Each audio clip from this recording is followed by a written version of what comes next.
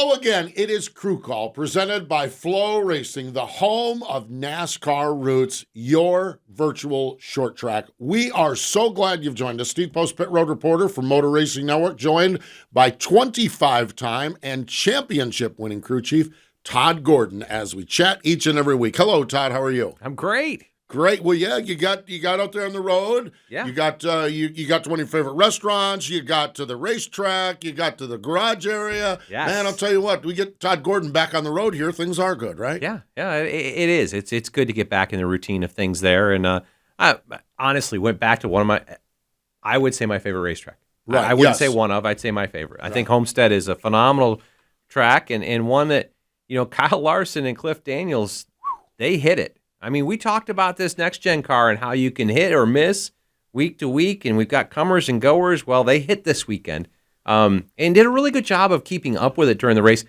fact, at one point, Cliff Daniels made the comment to Kyle as we started to see the shade come over turn 1 and 2. Hey, think about what we're going to need to do adjustment-wise as this track continues to shade. They kept up with it. I think unlike the 24 car, who was as good as him early in the race but fell off when the shade came to 1 and 2, Denny Hamlin came forward when that shade hit. So there was a little bit of a change to the racetrack. They did. But what phenomenal racing we had. The race for second. Yeah.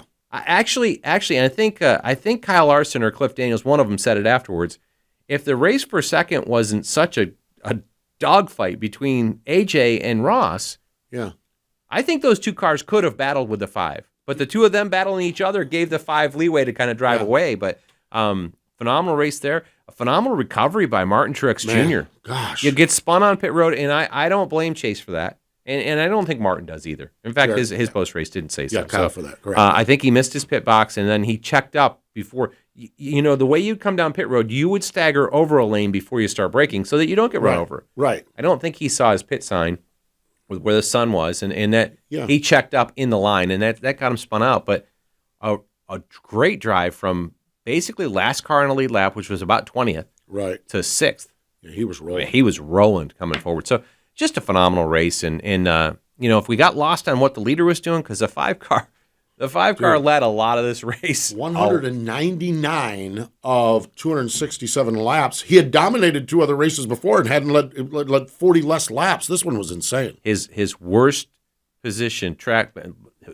The farthest back he got was 5th. Oh, my God. All day long. I think he started there and within 3 or 4 laps got to 2nd. And then that cycle where he had a bad restart and got stacked back, I think he fell back to 5th.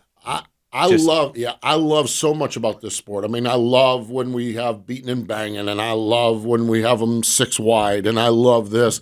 And there are days when I love seeing excellence. And boy, we saw excellence. And the thing of it is, and you talked about it, they hit with the car, they hit with the adjustments, and they hit with the execution of everything too. A lot of times we'll see a car really, really good, and the execution will go away. But that pit crew, and on my understanding is Cliff Daniel had a little come to Cliff meeting on Sunday morning, and just kind of rallied the troops. And sounds like it was well received. Yeah. Those are the days that you sit on top of the pit box and you're just trying to figure out how you're not going to screw it up. Yeah. It's more stress that way because you got the car to win. You're in a position to win. You just hope you don't screw up the whole thing. Cliff called a great race. He was a little responsive to the. Right. He let the guys behind him pit. He had enough of a big enough lead, and every time that he could let them pit, he'd come the next time. And that's what happened with that green flag cycle that actually shuffled them back. He let the 19, who was really arguably the car he was going to have to beat. They talked about that the whole race on the 5 radio. I felt that early. The 19 was probably the one car that if he got in front of him, he'd be in trouble.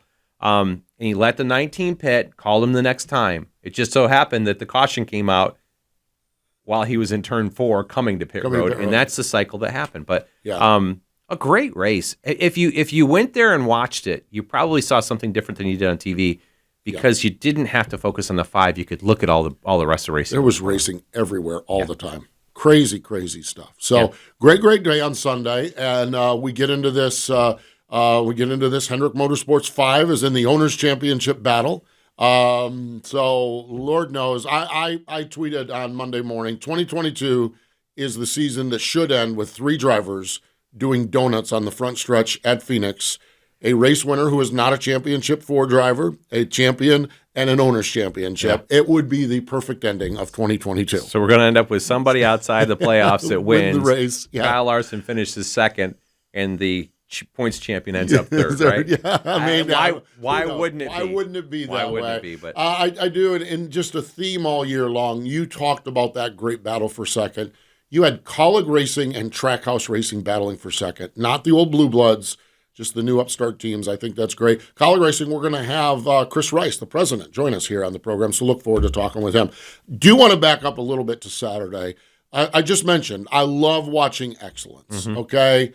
Noah Gragson, Luke Lambert, what that team is doing, getting their 8th win of the season. I remember in the spring thinking, how many races is Ty Gibbs going to win? Because when he was ripping them off there in the beginning, I'm like, oh, my gosh. Yep. Well, it's now Noah Gragson. That team has gone on fire. And, again, it's fun to watch excellence. It really is. They're executing every aspect of that car and team really well. Yeah, they are. And then Luke's announcement this week that he gets to go cup racing with Noah and continue that relationship back to the 42 car for Petty GMS. That'll be a great accomplishment for those guys. And sometimes you step backwards to work your way back forward. Luke was in a Luke was there at the 17 car at Roush before Brad got there and kind of just had to kind of step back and a good opportunity for him going forward. Somebody used this analogy, but we don't pick on a PGA Tour event that Tiger Woods wins by 21 strokes.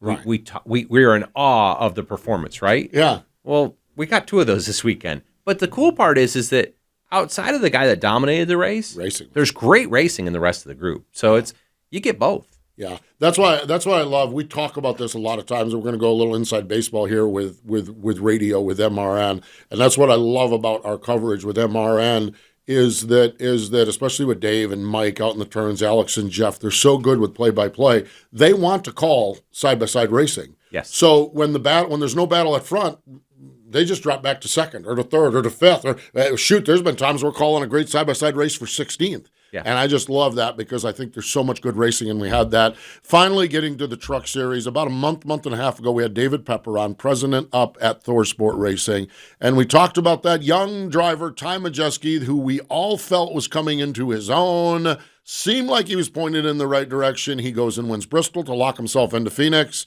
goes to Talladega, has a Talladega-type day, then comes to Homestead, gets the second win in 3 races, and is riding the wave of momentum. He's not saying favorite as far as the championship goes, but I'm telling you, with the momentum this team has and the skill set he has and that team, they are rolling, and Ty Majeski's going to be a handful out of Phoenix, I think. Yeah, I think so as well. And what a great championship 4 it's going to be. Yeah. You've got Ty Majeski running the wave of, he's been really good and not closed out. Right. Now he's figured out how to close out, right? Yeah. And done these 2. You've got Ben Rhodes was the last one to make it back in, our former champion, gets to race for it again. Zane Smith's been really, really good all year long. This is going to be a great race. Yeah, it really is. It's fascinating. It's just going to be, it's so cool. So Truck Series field is set. Xfinity Series field, will set that at Martinsville, and the Cup Series field will set that at Martinsville as well. But great stuff from Phoenix or from Homestead. Just love going down there. I'm with you. I love the track. I love the vibe. I love the racing. There's just nothing bad about it. And a sellout again. And a sellout. It's just like, just great stuff. So wonderful time, that is for sure. I just mentioned it a bit ago. Chris Rice, president up at Kaulig Racing, is going to join us here on the program. We'll talk all things Kaulig when we come back. Need to remind everyone that you can subscribe to Flow Racing, the new home of NASCAR Roots. Catch Whelen Modified Racing, ARCA Menard Series, Pinty Series, and NASCAR Weekly Racing. Over 1,300 racing events live and on demand. The headliner this week, Thursday night, Whelen Modifies, Virginia is for Racing Lovers 200 up at Martinsville. Weekly racing, it's slowed down quite a bit. Langley, one of the NASCAR Weekly Series tracks, has the Sean Beluza Memorial, and really big news out of Flow Racing and the NASCAR Roots program, Florence Motor Speedway, which is revitalized. A buddy of mine, actually, Steve Zacharias. The Zacharias family and the Post family go out. Steve's mom and dad babysat my daughters. So I go back with the Zacharias family. Well, I go back to New York. Said the Zacharias. I remember the Zacharias is from upstate New York. You probably remember some scrapping and scuffling on pit road. They are hardcore in your face racers. Steve is third generation, Gentleman Jim. His dad, Bill. Steve is third generation, Zacharias. Took over Florence Motor Speedway, brought it from weeds. It was out of business. It was not racing. 2 years ago, 3 years ago, took it and revitalized it. And it is a do-it-yourselfer project. Steve is doing it all himself. And I've had people go there and say, well, the bleachers are this, the bleachers are that. The place is open. Yeah. And the place, every time you go back, there's something new, something done well. Well, it is going to have a really big event. November 19th, Flo has announced that they are putting $30,000 in the purse on this thing. $30,000 in the purse, and the bulk of it will be in the second half of the purse. So if you finish 20th back last year, your purse will be double. It will be more than double. More than doubled. So really, really cool. Oh, and then the other part of the there's a little name that's going to be in that race too. There's Dale Earnhardt Jr. has entered the race, which if you didn't, I'm just going to say this, okay? If you didn't see this coming after North Wilkesboro, you were not paying attention. And I had people with other races, well, he says he's going to run this fall. Florence was one of the tracks, Florence and Myrtle Beach. Myrtle Beach is no longer available. Yep. Those were his late model stock tracks. Those were where his formative years were. And he talked about wanting to load the pickup truck up, the dually, and go down there unknown. You're Dale Earnhardt Jr. You can't load the dually up and go down unknown. You might just as well embrace it, and he's embraced it. And so Dale Earnhardt Jr. And I was online last night and saw people are buying tickets. Like, this is really, really cool. Yeah, it's awesome. His love for the history and for grassroots racing. We saw it at North Wilkesboro with the Cars Tour up there. Mm-hmm. I think I saw speculation that he may be buying the Cars Tour. Too. So heard some of that. His love for grassroots racing and making this happen and taking his platform and helping to boost it. Yeah. It's a great one. And Flow Racing doing a great job with this one. You could tune into this one live if you can't get down there and get a ticket. I mean, it's going to be a sellout. Yeah, with him and where it's going.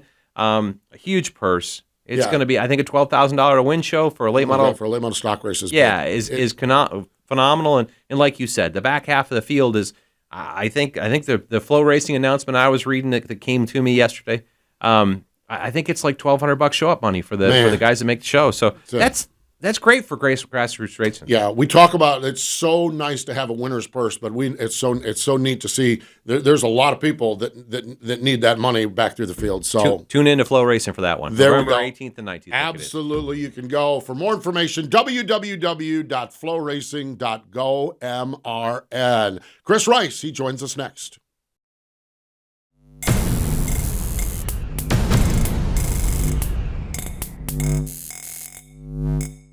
Welcome back. It is Crew Call presented by Flow Racing, the home of NASCAR roots. And let's go. Well, speaking of NASCAR roots, a guy that's got deep roots in the sport of racing, motorsports, joining us, the president from Kaulig Racing, Chris Rice. Hello, Chris. How are you? Hey, guys. What's going on? And it's so cool to be on here. I watch Flow Racing all the time. And so, but it's so cool to be on here. I feel like a superstar, like, Todd and you guys. So I appreciate you guys having me.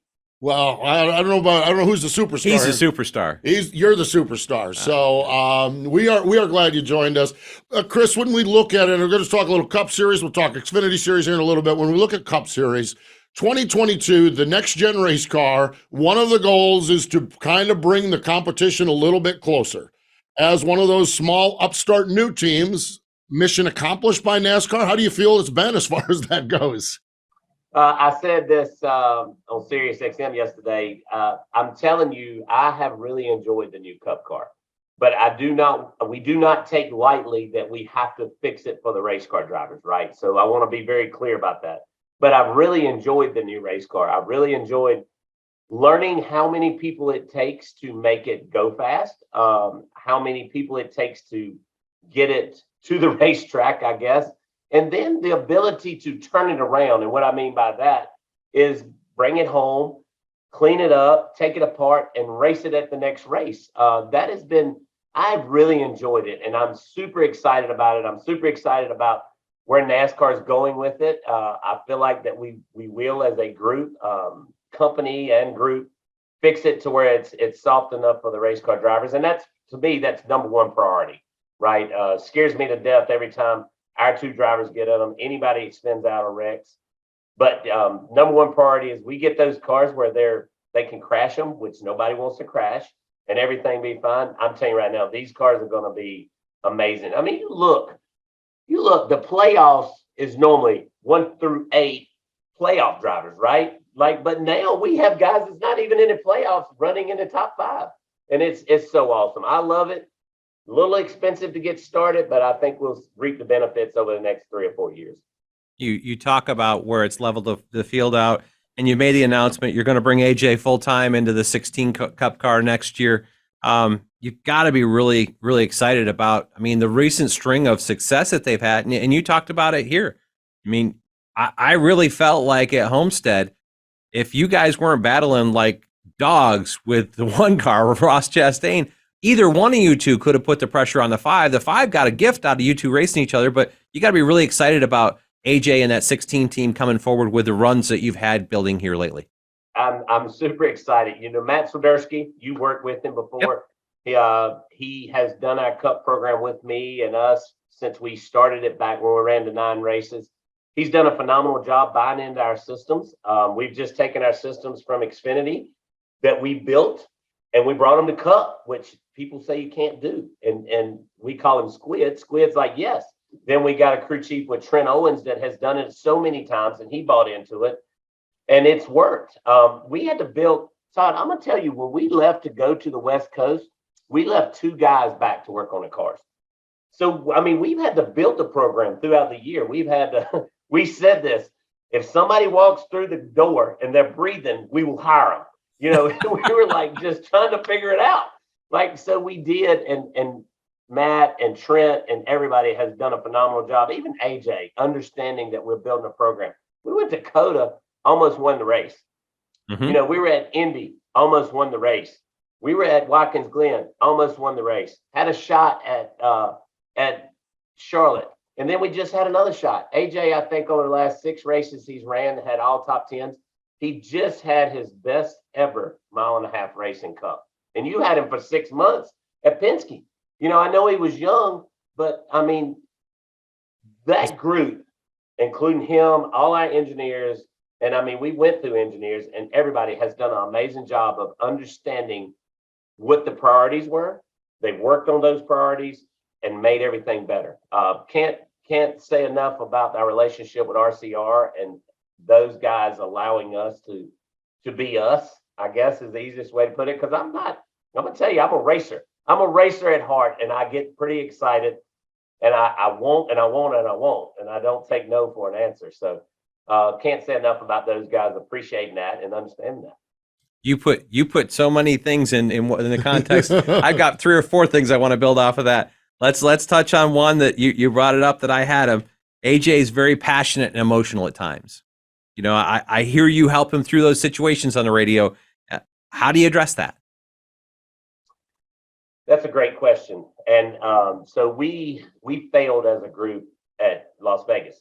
Chris Rice failed. I'm just going to put it on my shoulders. We allowed the pressure. I wouldn't say pressure, but we allowed the situation to get to us. And we didn't have a good day on the radio on Saturday with AJ. We didn't have a good day on Sunday with AJ. Justin Haley had a great day. Daniel Hemrick had a great day. Landon Castle had a great day. We get to Homestead. We're not having a good practice. We didn't have a good practice in Xfinity. We didn't have a good practice in Cup. And I got there and I just closed the door and I sat down with him as a buddy. Forget we're running a NASCAR team or a professional team. Sit down with him. Had deep, serious conversations. And if you ever get a chance, talk to him about it. I mean, because he'll talk to you about it. Had some serious conversations about it. When he walked out, he took what we talked about and he used it the entire 2 days. He finished the best he ever finished there, and he finished he had the best time of his life driving those cars. So you just have to deal with him different than you deal with me. Yeah, and understanding how to motivate different personality types is a key to being a good manager, and I know you do a great job with that there. And he's, I don't want to discount it. He's got a ton of talent, and his passion is just unmatched. It's great to have that. It just has to be managed, and that's part of what you do there, and do a really good job of it. You brought up the RCR Alliance. As a team like yours grows under that RCR alliance, how is that maintained as you become more competitive to their cars? You outran them this weekend. And then do you see yourself growing out from underneath that support and becoming kind of on your own? We talk about that with RC. Not going to lie to you. We talk about it a lot. He wants us to win. I think our relationship with RC has been different than when he had Furniture Row, than when he had JTG, when he had Trackhouse. He had Trackhouse here last year during their first year. So we have those conversations with Richard. I don't think, we look at it this way. If we can help RCR and those guys help us, it's a win-win. Do we ever grow out of it? I mean, we're in Welcome, North Carolina, right? It's you've kind of made your bed. You got your covers on it. You got your pillows, and if you need to change your sheets, you need to. But we haven't looked at that. If that's to be honest with you, what we look at is how can we be better? What does 5 years look like? What does 10 years look like? How can we win a cup championship? The owners, if you look at the ages of them, Todd, they're getting older. Matt Kaulig is young, and that's what we look at. So we're trying to maximize these couple of years, figure out what the next step is. We know what our 10-year plan is. So we haven't looked at, do we get out from under that umbrella? No. Yeah, that's fascinating. I love how you guys are integrated in that campus up at RCR. It's fascinating. I went up to your open house last year and watching the big machine car go driving by and an Xfinity car, and there goes one of your cup cars up the road. And it's crazy. It really is. We talked a little bit about AJ Allmendinger. I want to talk also about Justin Haley, your full-time Cup Series driver. And he came out of the box at the Coliseum, and we're like, whoa, man, it's going to be his year. And then they settled into probably where we expected him to be. But I am telling you, Chris, the last month and a half, we are doing leaderboards with him in the top 5 and the top 10 all the time. It looks like that team is pointed in a really good direction as well.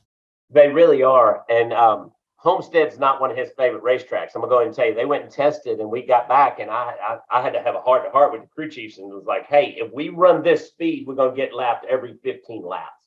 So, and Justin Haley's like, hey, that's all on me, right? But he was going to run about 10th on Sunday, and they had a loose wheel, had a flat tire, they had all kinds of issues in the pits. And I look at activity. I don't look at results. And Justin Haley's activities this year has been phenomenal. Nobody expected him to go to LA Coliseum and win a heat race. Nobody expected him to go to the dirt race, win a heat race. Nobody's expected him to run top 5 at Charlotte. Nobody's expected him to have an average finish over the last 11 races of 12th. Nobody's had that.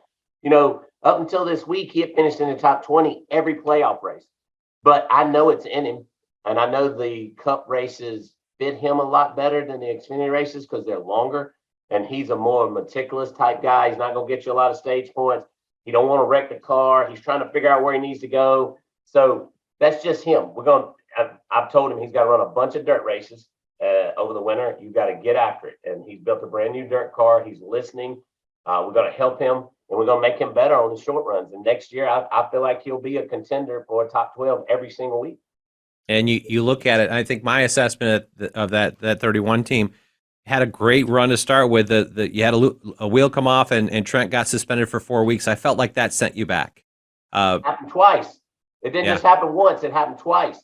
So you're exactly right, Todd. And then I was a crew chief. I wasn't a good one. I feel like I run a race team way better than I was a crew chief. So but you take him out of the fold of this new car and understanding what to do at the racetrack, how to tune on it, being around his guys. So it happened twice. The whole first half of the year, he wasn't even there. Now they've had time. He's there. He talks to them. He talks to the guys. He takes them out. And I asked the Cup crew chiefs, they stay for every Xfinity race so they can learn our ways. And I say our ways, but the way we built the program. They're at every Xfinity race. They believe in what the Xfinity teams are doing. They talk to the Xfinity crew chiefs. So you're 100% right. He was gone twice. He was gone for 8 weeks out of the year, and that's a long time. You know that. Yeah. So to hit on the growth of your program, we've seen you go from a startup Xfinity team to the next year you were like, I don't know, 16 Xfinity teams. Maybe it was only 4, but and then last year, right after that, you come back and not only do you do a startup Cup program, but you decided to do 2 teams. So the growth has been huge. What's next year bring for you? We're going to stay the same. We'll be 2 Cup teams and 3 Xfinity teams. Thank goodness. But the funny thing about that, you say we started 2 teams. We went when we bought the 2 charters, or Matt bought the 2 charters. We were going to buy 1 charter, and just so happened we were able to buy 2 charters. And so I was like, hey, we'll just lease it back to those guys. And that was all about that. We're going to start 1 car, call it good.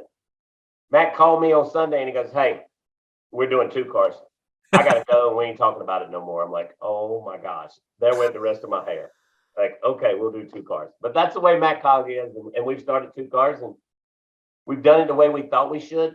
We tried to figure out the best way to do the 16 car because we knew we wanted AJ in it. But we want to win a championship. That's our goal, is to win a championship. And if it don't happen, it don't happen. But our goal was to win a championship. So the second car has been fun. I don't call it a second car, but the 16 car has been fun with all the different drivers, Hemrick, Noah Craxton, AJ. We've learned a lot. And we've made things better. And that's what it was all about. Chris, you talk about winning a championship and Xfinity Series stuff, and we have watched you guys over the course of this year on the Xfinity side. In fact, in a rain delay somewhere, you gave us access to information and insight when I walked up on the pit box to grab a driver, and you were having a team powwow with all your drivers, all your crew chiefs, and you're like, come on up in. And I'm like, there's someone that doesn't belong here. Yet you guys brought us in. We did interviews with you guys in the middle of this process. It's been a struggle on that Xfinity Series side. And yet we talked about AJ's maturity. He has regularly taken 7th place cars and gotten 2nd and 3rd place finishes out of those cars. How is the program? How are you looking? And describe what that has been like, because you guys have worked through some of the challenges. Since that day, we've gotten better. We got 2 spots better. We got 1 spot better. And we went to Texas, and I don't want to say we threw a Hail Mary, but we full blower through a Hail Mary. And when we unloaded at Texas, I want to say they were first, 2nd, and 5th in practice. Then we got to execute, right? We got to learn how to execute, because now you change the way you call a race, Todd. You know exactly what I'm talking about. When you're a 10th place car, you call a race way different than when you're a 1st place car. So Daniel Hemrick ran in top 5 the whole time, ended up getting in an accident. AJ Allmendinger running in top 5 the whole time, ended up getting an accident, which actually took Landon Castle out that was running in the top 10. So we wrecked all 3 cars at Texas. We go to Las Vegas, set on the pole again. Finally got our speed back. Finally got the stuff back that we needed to get back. And we didn't have the race we wanted to have, so that taught us, okay, we might have went a little too far with what we were working on. We show up at Homestead, a racetrack that I remember, I texted this to Matt, we raced last all the time. We unloaded 2nd, 3rd, and 5th, and we qualified, Daniel Hemrick qualified in top 5. We raced, all 3 cars were going to finish in the top 5. So from that day that you set up at Darlington and you heard the powwow that I had, we made gains. And that's all what it's about, right? Like, it was about making gains. Now we're going to Martinsville. We got Phoenix is a place we're going to go to, and AJ said something pretty funny. He says, we probably won't make the Final 4. And I looked at him. He says, because I feel like we're going to win Phoenix. So we definitely will not make the Final 4. We'll win the race and we'll be out of the Final 4. You talk about that, and AJ, Austin Hill, Justin Allgaier separated by 7 points for that last spot. 25 points behind Ty Gibbs, the other one that's kind of racing points right now. What's the game plan for the 16 team this weekend at Martinsville? Here's what our game plan is. I chased them points with Elliott Sadler back when I was young. And I'm telling you right now, you lose sleep over it. You don't do well. Your stomach gets messed up, and you can't control it, right, Todd? Like, all you do is go race as best you can race and do the best things you can do, maximize the points that you can maximize. Yeah, you got to call the race a way to get all the points you can get. And Martinsville is a totally different racetrack. You can stop and you can do this, you can do all that. But just go have fast race cars, get all the points you can get, let the cards fall where they fall, give it to the drivers, and take what it gives you. You can look at multiple things and say, this is the reason we're in this situation. But at the end of the day, we haven't had fast race cars this year, and that's why we're in this situation. It took us to the end of the year to get the fast race cars, and we finally did. And we just got to go to Martinsville and execute. We execute, we're going to be just fine. You talk about those fast race cars and working all year to get it. Then as we start to spring forward in the Xfinity Series, you were able to bring Landon Castle back. You were able to bring Daniel Hemrick back, returning drivers. And then, in my opinion, one of the prime young drivers, Chandler Smith. I think that I've had my eye on Chandler Smith for the last couple of years. I think he is the real deal and a future superstar in this sport. Just kind of talk about your lineup as you take these fast Xfinity cars that you guys have finally gotten to and look into next year. Well, super excited for our lineup in Xfinity. With Hemrick, I don't feel like we were where we needed to be. So, you can look at that and say what you want to, and I think Hemrick has it. Has he won just one race? Absolutely. But the dude knows how to make cars go fast. He always can run in the top 5. Landon Castle was getting better and better and better and better and better. And then we go to Texas in the spring and end up in an accident. And I felt like that set him back just a little bit. Now we're getting better and better and better. At Homestead, he had one of the best cars. He drove right up to second place, then knocked a hole in his nose. So he's learning how to do this. And then Chandler Smith, he ran a 26 car the other day, and he was right there with us. I was so excited to see that. And I feel like Chandler is one of the up-and-coming drivers. And I just feel like once he gets in here, once he gets into our house and he learns the ways, what he knows and what he does is just going to accelerate him, right? He's just going to go. He's going to have bad days. He's going to wreck a lot, and he's going to have bad days. That's why you sign him to a 2-year contract. That's why you get him, early, and that's why you do the things you do. Keep the good drivers around him. Keep the older drivers around him. And I feel like Chandler Smith's going to be that guy that you go, holy smokes, where did he come from? Yep. So as you talk about this and Chandler Smith coming out of the KBM truck program to start with, I want to ask what do you see as Kyle's impact on the Alliance coming in as a driver and bringing basically the truck team to Chevrolet as a development team as well? How does that impact you guys, if at all? Well, I think it's great. 2 things. I think Kyle Busch sits in a meeting and tells you the truth. The second thing is most of the time you don't like the truth, right? But I think Kyle Busch is that guy, and I love that.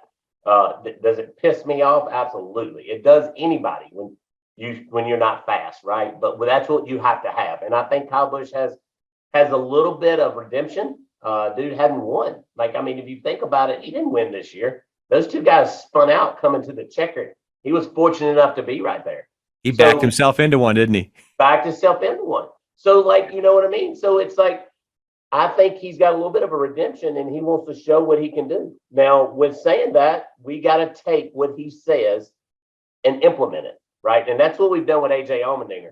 I think those 2 guys together are going to elevate the 4 cars that come out of Welcome, North Carolina, the 8, the 3, the 31, and the 16. And I think you're going to see 4 cars running extremely well next year once we figure out and the whole organization figures out Kyle Busch's lingo. Him figuring out the simulator. He's been with Toyota forever. He's been with Gibbs forever. So you got to figure that out. So it's not going to unload at Daytona and Vegas and California and be great. You got to give him a minute. And once that happens, I'm going to be scared when it comes playoff times that he makes the playoff. I'm with you on that. I'm with you. Finally, Chris, before we cut you loose here, I look at your background. Going back, your dad and your uncle had a race team. Your mom was involved in the sport for so many years at South Boston. You're a gas man for the Sadler boys, Richard Petty, Bill Davis. How has that all served you? All of the journey there. Look at that. There you go. Oh man, good looking bunch of young men right there. I was Nice. that big guy. I was a great big guy. Yeah, you used to be a big guy too. That's it. How has all of that experience served you? Everything from gas man to struggling team to small Xfinity team. How has that served you as president now at Kaulig Racing? I said God put me in all those spots, right? Like from the days at Bill Davis when I met Todd back when he was at Bruco, and all the people that I met. All the relationships that I was able to keep, good or bad, and I just think I was put in a situation that I was very fortunate from my mom and my dad to teach me how to speak. It was South Boston lingo, but how to go out and talk to somebody. Hermie Sadler. I spent a lot of time with Hermie Sadler. I got to give him a ton of credit. And every situation that I was in, we have implemented at Kaulig Racing. Whether it's good or bad, we've implemented it. I've seen a lot of stuff. Been around a lot. I've cup raced a lot. So I'm just fortunate. It's been one of those things that I can look back. I want to write a book one day and go, hey, the do's and don'ts of NASCAR from a mechanic, crew chief, and a guy that runs the business. I want to do that one day because you look at it and you understand that those are the things that people want to hear, right? So I was just fortunate. I worked at Jay Robertson's where we didn't get, but a couple set of tires with Kenny Wallace. And we just, our goal was that we finished top 20. And, so all of those things have helped me. I'm very fortunate to sit in this office and do these Zoom calls and everybody go, wow. I mean, even like the Bristol Trophy gets to sit right there, because that was one of my favorite wins. It's just, I'm very fortunate. I'm very fortunate that I met Blake Cook and Matt Kaulig, and they believed in this guy from South Boston that had this love for NASCAR. And we've taken it. He's taught me business, and it's been a lot of fun. My run in NASCAR has been a lot of fun. And as probably Todd can tell you, NASCAR is a grueling sport, longest sport in professional sports. So it's a grueling sport. And for me to be here as long as I've been here, it's been amazing. I think I said last question before that last one, but I've got one more. How are your mom and dad? I'll tell you what, I don't know your dad that well. I love you. You did good in the mom department. How are your parents? How are your mom and dad? Well, thank you. And that gives me cold chills because my mom and dad are great. I'm very fortunate to still have my mom and dad. I talk to them quite often. My mom actually is still helping NASCAR, sitting on appeal boards and different things like that. They're actually coming this Saturday. They call my wife, and my wife's funny because they have a great relationship, my wife and them. And she'll go, hey, we're coming this Saturday and we're coming to the motorhome. And Tammy's like, yes, you're always welcome to the motorhome. No, but I wanted to tell you, just so you know. But that's my mom, right? And my dad is so low key. He's always been like that guy that's kind of low key, just like whatever. But they're great and love them to death. And it's not many people that you meet that are like my mom. And I'm proud to say she's my mom. So really cool. And thank you for asking. You got it. Chris, always a pleasure. Wish you the best at Martinsville, Homestead, and throughout. But thanks for joining us, man. Hey, thanks, guys. I appreciate y'all. Look, make somebody smile today. It definitely will make their day. That's exactly right. Make somebody smile today. That's right. There you have it. Thanks, Chris. Thanks, guys. Chris Rice joining us from up at Kaulig Racing. Stay with us. More Crew Call in just a moment.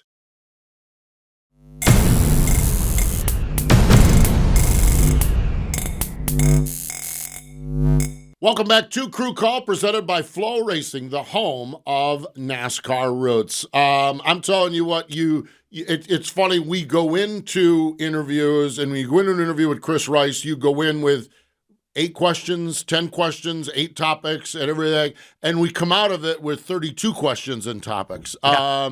The guy's just fascinating. He's a dynamo. He's full of energy, full of life, and they're backing it up on the racetrack, and I think ultimately that's where it counts, where it matters. Yeah, it's really been impressive to watch the growth of their program, and this year as well. But I mean, if you go back, it came in as an Xfinity team, and you didn't know when Chris first started. He brought up the Blake Cook piece, and right, they were decent. They were going to be all right, and then the next year they're like, I said 16, but I think they committed right to 3 full-time Xfinity cars. Just like wow, and then they became like one of the players. I mean, really, I would say, the junior motorsports cars obviously are strong. The Gibbs cars are always strong, but they're the third player, I think, of that group. And they've built that. And then last year they jump into the Cup side and do the part-time deal. They won Indy with AJ, on a part-time schedule in the Cup side. And then the two, I love how Matt, we ended up, it must have been a buy one get one free on the charters, but and then to have an owner who's that excited about building and just no, we're going to do 2. Like I can't imagine the stress that puts on Chris. Yeah, absolutely. Todd, owners in NASCAR come and go all the time. Yes, we've seen this tale so many times, and more times than not, we end up with people not getting paychecks and vendors running out of money. Matt Kaulig came in, and it's just, he's been so, and there's a couple of them. I mean, Bob Jenkins is another one up at Front Row Motorsports. Their styles are very different, but there are these young team owners that are coming in, and there's been a bunch that have come in and had all kinds of problems and got upside down and got in way over their heads, but they have systematically worked really, really hard to build something really solid there, and salute Matt Kaulig and getting Chris Rice on board early is a big part of that as well. Yeah, our model is, I mean, our model for years has been tough to be profitable.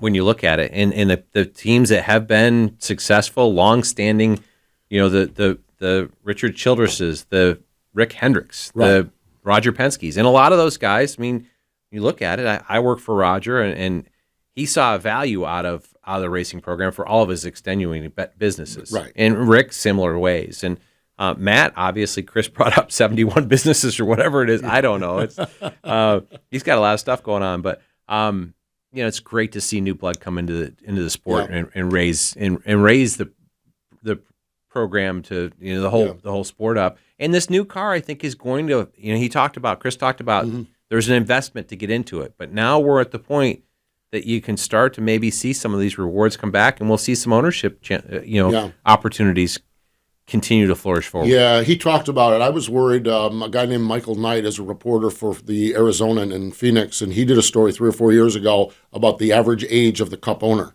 And this is 4 years ago, 5 years ago, and you're like, whoa, what is going to happen here? This is all older guys here. But we've seen so much change here with Trackhouse coming on board. I think Bob Jenkins was part of it then, and he was the young owner at that time. Bob Jenkins kind of saw the end game as far as that go up at Front Row. But we have Trackhouse, Denny Hamlin getting involved with Michael Jordan, Matt Kaulig. There's so much neat stuff with youth. Maury Gallagher's a little bit younger than some of those other guys. It's kind of neat to see that. You've seen a lot of good new faces, and a lot of new faces in competitive situations. Yeah. That's the cool part too. Like in the past, if you went back 5 years and said, who was the last new owner outside of Furniture Row Racing, which had his stint there, and they won a championship, but the last new owner before that, really, that's made a significant impact was Joe Gibbs. Yeah, you're right. I mean, really, to look at it, I mean, that goes back in the 90s. It was just, you've had the same people, and we're starting to see that kind of turnover in the new ownerships, the Kaulig way, the Trackhouse way, new ways of doing things as well. It's great for where this future of the sport's going. I think it's a great place. If I don't want to take my last question there and wind it back to something we talked about before, Chris, Kathy Rice, his mom. Yeah. Okay, we talked about late model stock racing and the vibrancy right now of late model stock racing. I am telling you, when it was struggling, I don't know if struggling is a good word, when it was existing and rolling along, the one rock star was South Boston Speedway, operated by Kathy Rice. So whatever happens with this late model stock world, we're going to Florence, we're going to run for a lot of money. Flow Racing is involved with it, Cars Tour, Junior, whatever. A lot of that is going to be on the back of Kathy Rice grinding it out year after year after year at South Boston Speedway, keeping the tour viable, keeping that racing viable. And boy, I'm telling you what, they deserve, she deserves a plaque or a medal or some kind of acknowledgement, because a lot of times when a lot of these tracks were struggling, you could count on South Boston being good all the time. She is a rock star, and I just love, she's such a sweetheart, she really is. But when you get back to that story we talked about before, Chris, to bring it back around to Chris, his mom is part of the reason that late model stock racing, his mom is a big part of the reason that late model stock racing is seeing the resurgence it's seeing.